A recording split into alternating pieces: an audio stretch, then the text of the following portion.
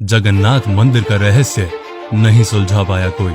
जहां पकने वाले प्रसाद में कभी नहीं आती कोई कमी, समुद्र के किनारे होकर भी नहीं सुनाई देती लहरों की आवाज, हवा की उल्टी दिशा में बहता है जिसका झंडा, जिसे कहते हैं धरती का वैकुंठ।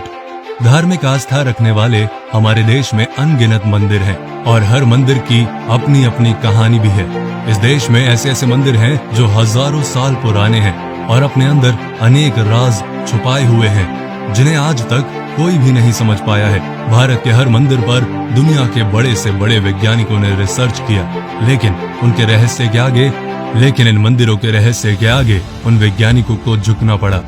आज मैं आपको ऐसे ही एक रहस्यमय मंदिर के बारे में बताऊंगा जिसके बारे में सुनकर आप हैरान हो जाएंगे। जगन्नाथपुरी मंदिर। उड़ीसा का जगन्नाथपुरी मंदिर भगवान श्री कृष्ण का मंदिर है। अगर आपको ना पता हो तो मैं आपको बता दूं कि चारों धाम में से एक धाम है ये मंदिर।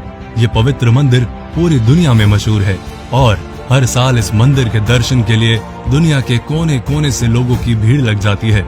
उड़ीसा में समुद्र के किनारे स्थापित यह मंदिर बहुत ही शांत कहा जाता है।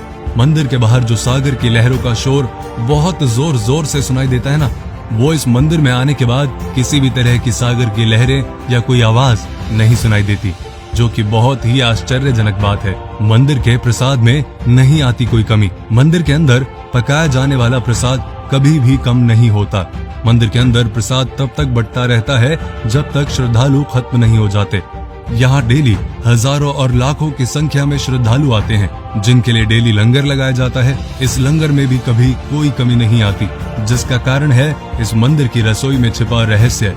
दरअसल इस मंदिर में प्रसाद पकाने के लिए 7 किस्म के बर्तनों को एक साथ पकाने के लिए रखा जाता है, लेकिन हैरान करने वाली बात यह है कि इसमें सबसे ऊपर रखे हुए बर्तन में प्रसाद सबसे पहले पकता है, फिर उसके नीचे रखे बर्तन में। भगवान को चढ़ाने वाला महाप्रसाद को बनाने के लिए 500 रसोइये, 300 उनके सहायक यानी 800 लोग काम करते हैं।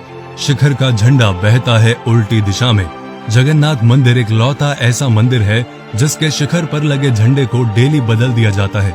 इस मंदिर की यह मान्यता है कि यदि एक दिन भी इसका झंडा नहीं बदला जाएगा तो यह मंदिर 18 साल के लिए बंद हो जाएगा। इसीलिए मंदिर का पुजारी डेली इस झंडे को इतनी ऊंचाई पर चढ़कर बदल देता है। लेकिन सबसे हैरान कर देने वाली बात जानते हैं आप क्या है? कि यह झंडा हमेशा आने वाली हवा के विपरीत दिशा में बहता है, जिसका रहस्य आज तक किसी को नहीं पता लग पाया।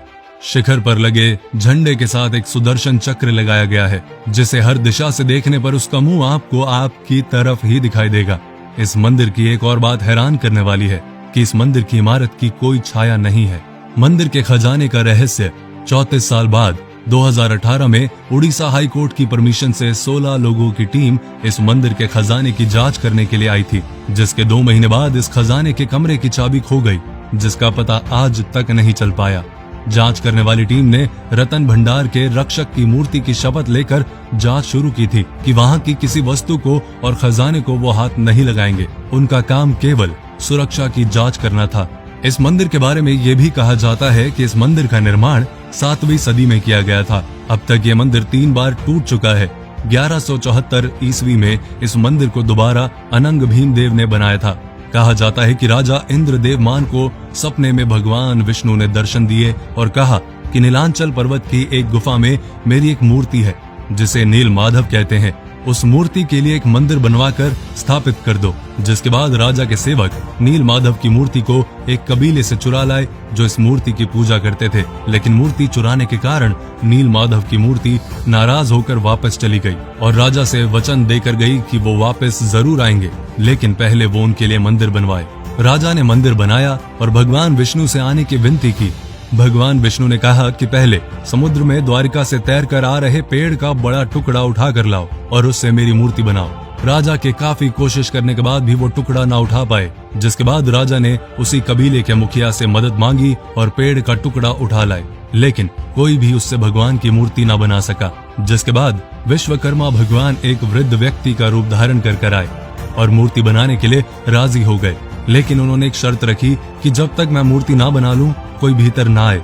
लेकिन रानी को उनका काम देखने की उत्सुकता हुई और रानी के कहने पर राजा ने कमरा खोल दिया। जैसे ही कमरा खुला तो वृद्ध व्यक्ति वहां से गायब हो गया और कमरे में 3 अधूरी मूर्तियां पड़ी थी। जिसे राजा ने भगवान की इच्छा मानकर ऐसे ही मंदिर में स्थापित कर दिया और आज तक उनकी अधूरी मूर्तियों की ही पूजा होती है। पुराणों के अनुसार इस मंदिर को धरती का वैकुंठ कहा जाता है। तो अगर आप भी इस मंदिर में गए हैं तो अपने एक्सपीरियंस कमेंट में जरूर शेयर करें, और अगर आप नहीं गए तो जैसे ही मौका लगे वैसे ही इस मंदिर के दर्शन करके आइए। वीडियो को लाइक कीजिए, वीडियो को शेयर कीजिए और पेज को फॉलो कीजिए।